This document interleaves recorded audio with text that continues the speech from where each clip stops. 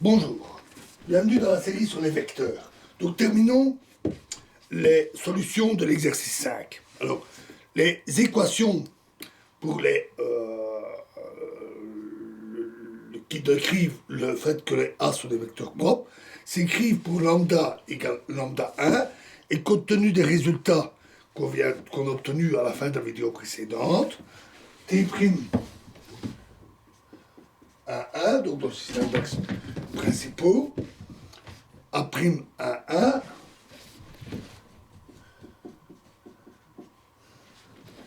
est égal à lambda fois A'1, 1.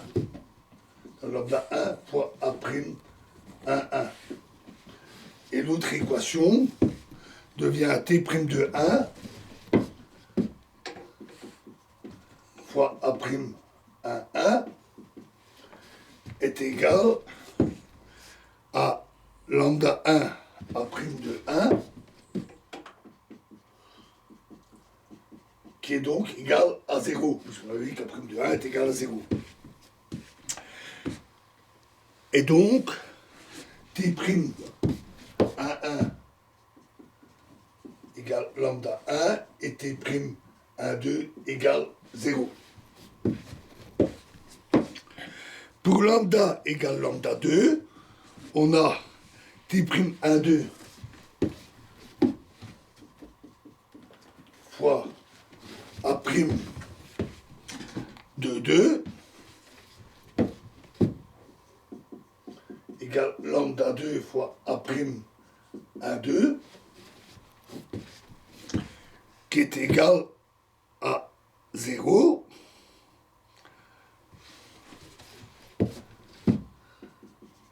et T' de 2 fois A' de 2 égale lambda 2 fois A' de 2. Et donc, T', 2 égale 0, on retrouve le même résultat, et T' de 2 égale lambda 2.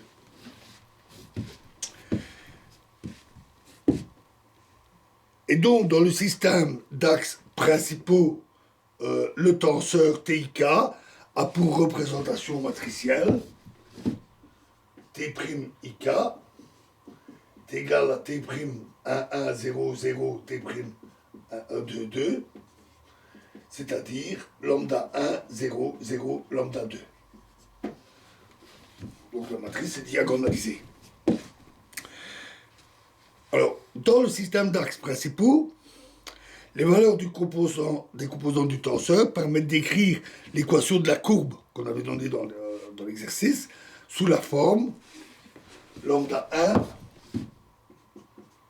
x'1 carré plus lambda 2 x'2 carré égale 1, ce qu'on peut encore écrire sous la forme x'1 carré sur 1 sur lambda 1 plus x'2 carré sur 1 sur lambda 2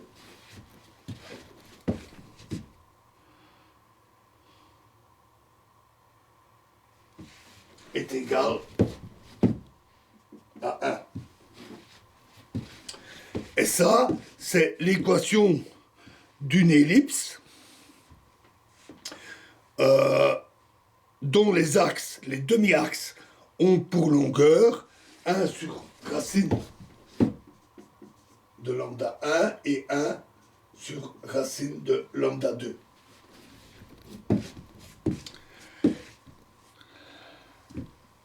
Alors, dans l'équation du second degré, pour les valeurs propres, les nombres lambda et lambda carré qui sont dans cette équation sont des scalaires. Les racines lambda 1 et lambda 2 de l'équation donnent les valeurs 1 sur racine lambda 1 et 1 sur racine lambda 2, qui sont les longueurs des demi-axes de l'ellipse du tenseur.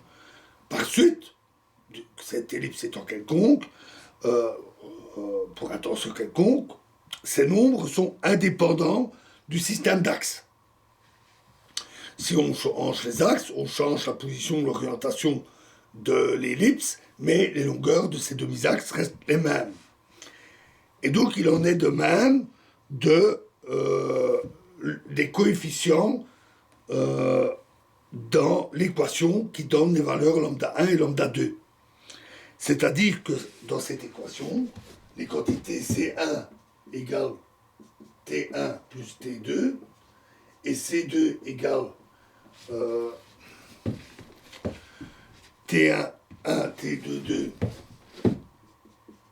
T1, 1, T2, 2, moins T1, 2 carré, sont donc des invariants. C'est des constantes qui ne dépendent pas des axes et qui sont donc des invariants du tenseur TIK. Alors, dans le système d'axes principaux, la valeur de C2 est donnée en remplaçant par les valeurs lambda 1, lambda 2, qui est donc en fait invariant, ça brille dans tous les axes. D'autre part, la surface S d'une ellipse de demi-axe A et B est donnée par la formule connue S égale pi A fois B.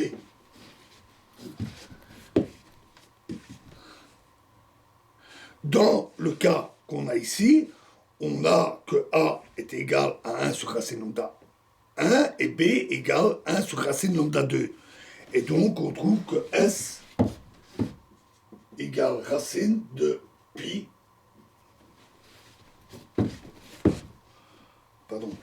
égale à pi fois 1 sur lambda 1, lambda 2, racine de 1 sur lambda 1, lambda 2.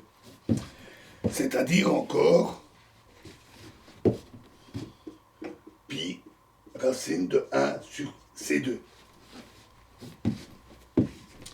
Ainsi, la variance de C2 exprime simplement le fait que la surface de l'ellipse représentative du tenseur est constante dans tous les systèmes de coordonnées. À nouveau, orientation de l'ellipse différente, etc.